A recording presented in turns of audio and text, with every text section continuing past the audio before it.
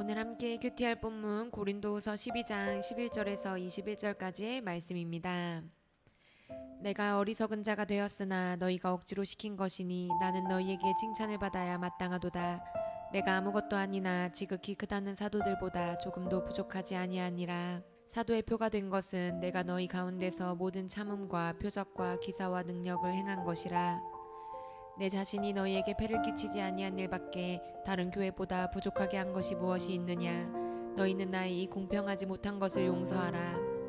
보라, 내가 이제 세 번째 너희에게 가기를 준비하였으나 너희에게 폐를 끼치지 아니하리라. 내가 구하는 것은 너희의 재물이 아니오 오직 너희니라. 어린아이가 부모를 위하여 재물을 저축하는 것이 아니오 부모가 어린아이를 위하여 하느니라. 내가 너희 영혼을 위하여 크게 기뻐함으로 재물을 사용하고 또 내 자신까지도 내어주리니 너희를 더욱 사랑할수록 나는 사랑을 덜 받겠느냐. 하여간 어떤 이의 말이 내가 너희에게 짐을 지우지는 아니하였을지라도 교활한 자가 되어 너희를 속임수로 취하였다 하니 내가 너희에게 보낸 자 중에 누구로 너희의 이득을 취하더냐. 내가 디도를 권하고 함께한 형제를 보내었으니 디도가 너희의 이득을 취하더냐. 우리가 동일한 성령으로 행하지 아니하더냐. 동일한 보조로 하지 아니하더냐. 너희는 이때까지 우리가 자기 변명을 하는 줄로 생각하는구나. 우리는 그리스도 안에서 하나님 앞에 말하노라. 사랑하는 자들아, 이 모든 것은 너희의 덕을 세우기 위함이니라.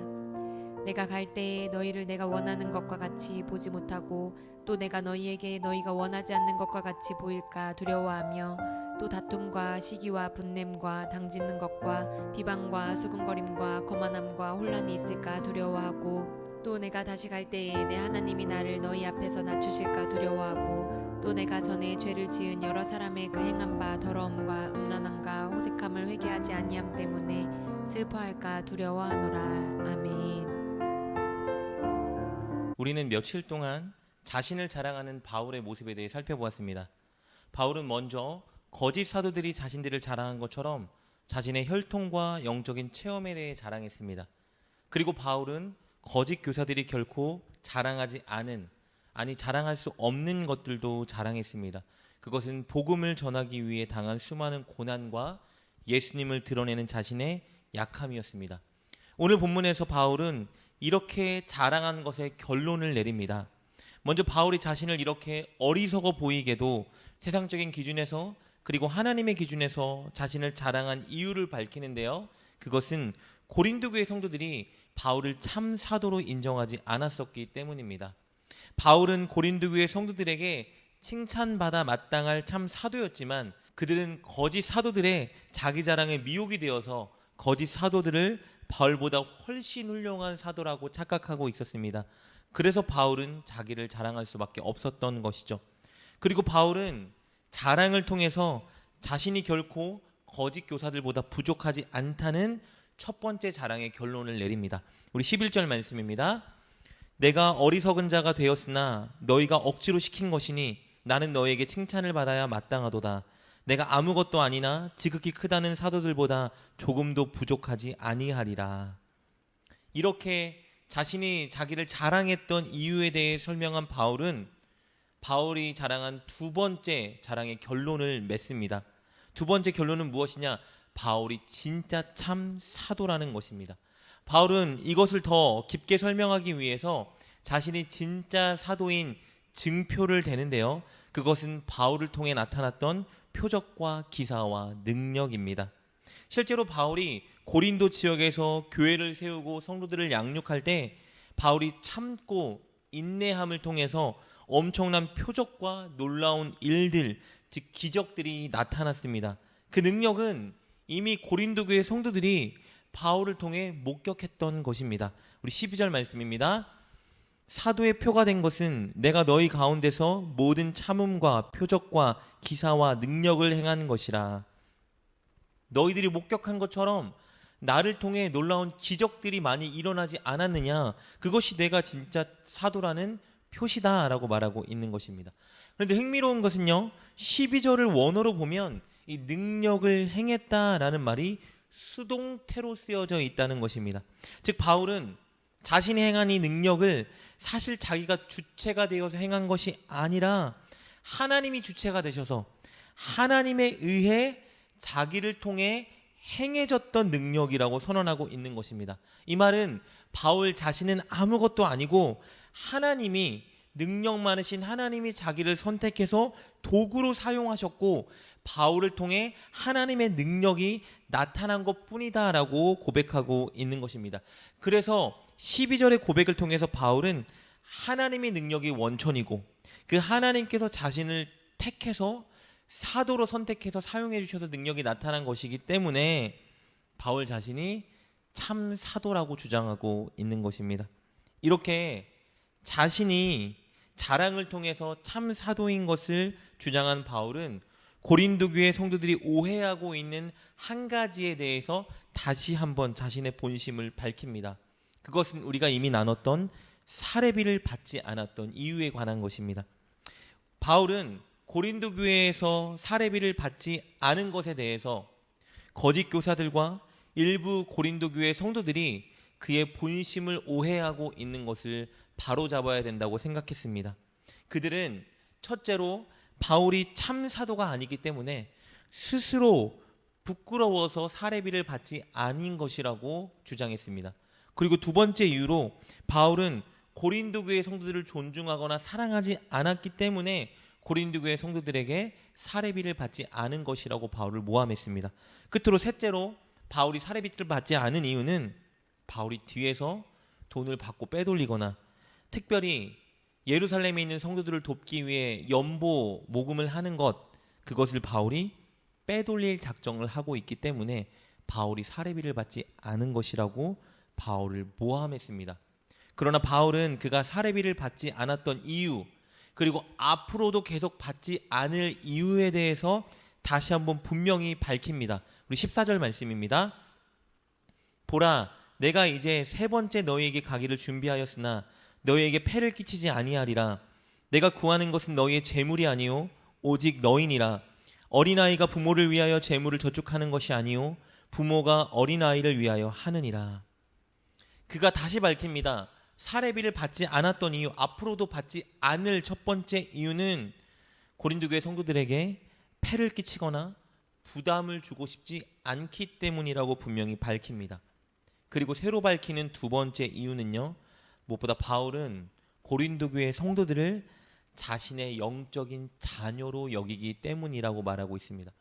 이 당시의 문화와 관습을 보면요, 손님이나 유랑 연설가들에게 돈을 주고 정기적인 후원을 맺어서 그들과 함께 관계를 유지하곤 했습니다.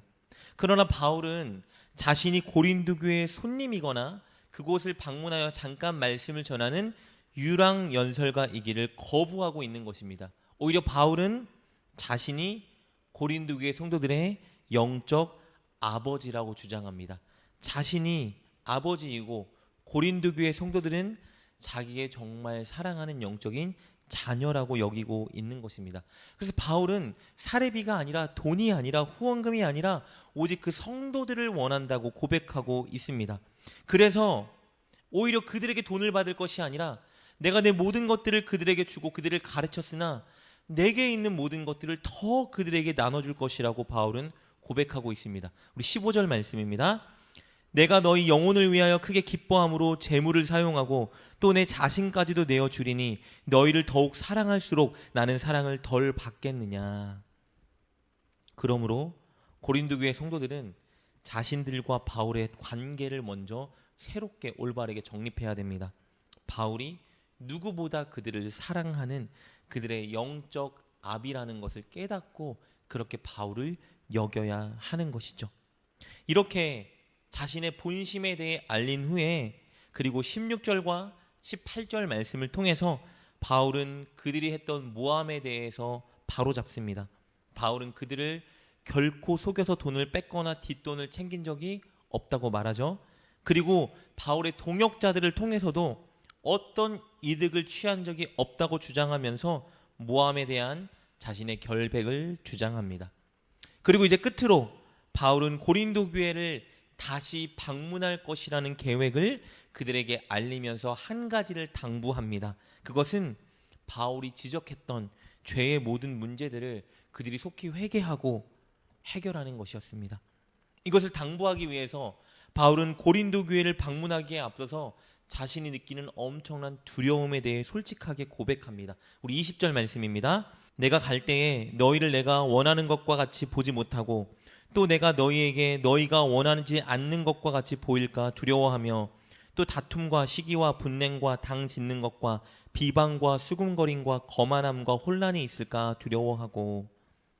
바울은 다시 고린도 교회를 방문할 계획을 밝히는데요. 그런데 두려움이 앞선다고 말합니다.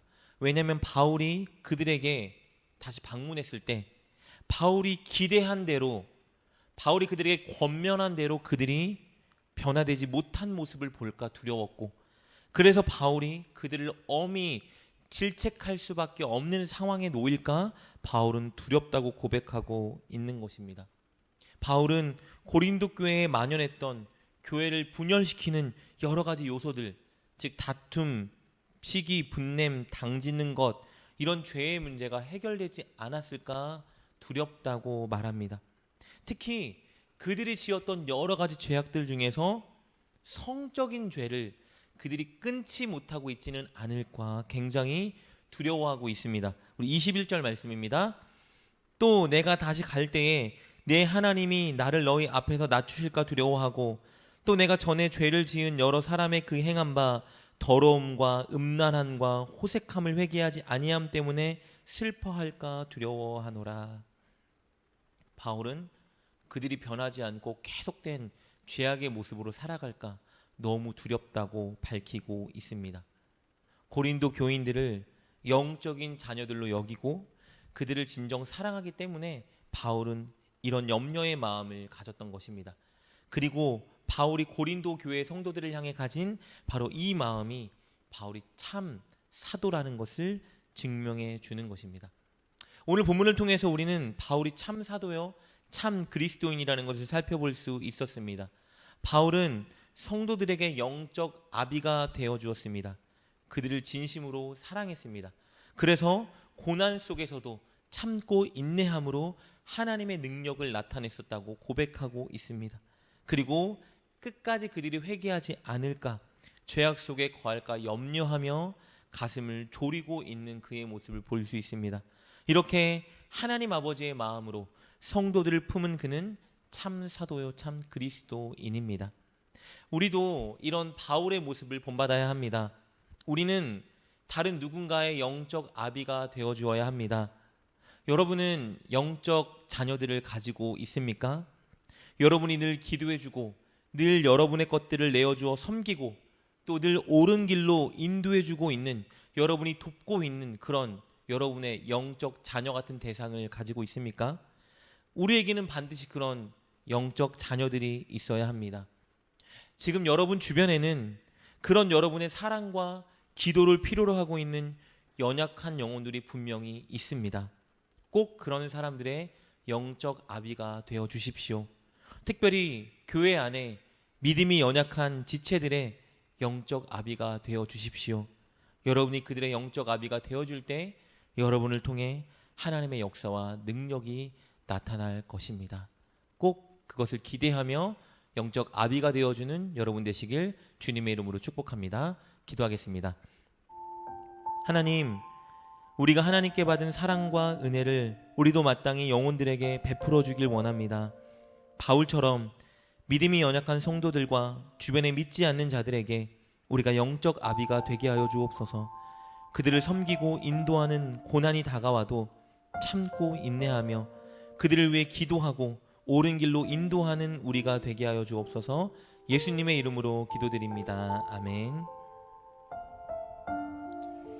오늘 말씀을 통해 깨닫고 결단한 것은 무엇입니까? 그것을 붙들고 하나님께 기도합시다. 그리고 그렇게 실천하며 하루를 살아가는 여러분 되시길 주님의 이름으로 축복합니다.